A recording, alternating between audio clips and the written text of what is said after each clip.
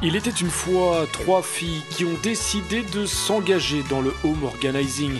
3 drôles de dames qui aujourd'hui répondent à l'appel en détresse d'une 4e, Laurence, la mission: désengorger son grenier. Bonjour Laurence. Enchantée. Élodie. Je te présente Sophie. Après 14 ans de vie dans cette maison, on accumule beaucoup de choses. Et donc, à bout d'un moment, on se retrouve avec un grenier rempli et qu'il faut absolument désencombrer. Et pour ça, le faire toute seule, c'est vraiment mission impossible, donc il faut se faire aider. Au 2e étage de chez Laurence, le fameux grenier, de quoi faire peur à nos drôles de dames, pas sûr, elles sont préparées. On essaye au moins d'avoir la personne au téléphone et d'avoir eu des photos, d'être venu voir une première fois sur place pour préparer un peu la mission qu'on va effectuer aujourd'hui. Et donc là, j'avais déjà eu la chance d'avoir Laurence qui m'avait expliqué tout ce qu'il y avait dans son grenier. Le mieux vivre à la maison, le concept est américain et fait son apparition en Europe début des années 2000.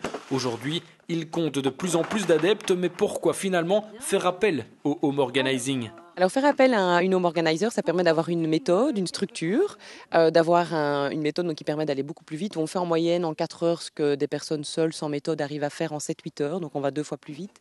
Ça permet d'avoir des bras en plus, donc de l'aide physique aussi pour porter certaines choses. Et puis ça permet de se donner rendez-vous et de se dire, cette fois-ci je ne procrastine plus, je le fais. Et puis, il faut y mettre le prix. Pour un grenier comme celui-ci, comptez 65 € de l'heure pendant 4 bonnes heures. Un travail éprouvant tant physiquement que psychologiquement. La première heure, c'est difficile parce qu'elle est sollicitée par 3 personnes en même temps et elle n'arrive pas trop à prendre les décisions de jeter, de donner, etc. C'est Laurence, qu'est-ce qu'il faut faire avec ça, où est-ce que je dois mettre ça et tout. Donc effectivement, on commence sur les chapeaux de roue.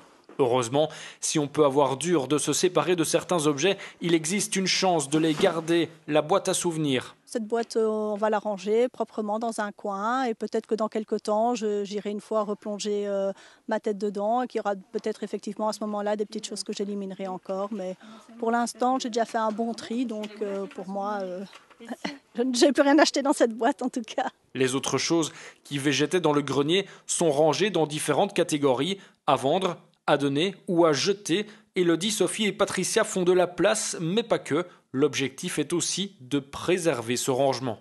Donc il faut vraiment avoir cette façon, cette habitude, moi je trouve que c'est une habitude, de se dire « Ah, j'ai besoin de quelque chose, j'achète quelque chose, mais je fais sortir 2 autres objets dont je n'ai plus besoin. » Finalement, en 4 heures, le grenier de Laurence se sera vidé. Un résultat qui l'a ravie, mais pour lequel elle avait bien besoin d'aide.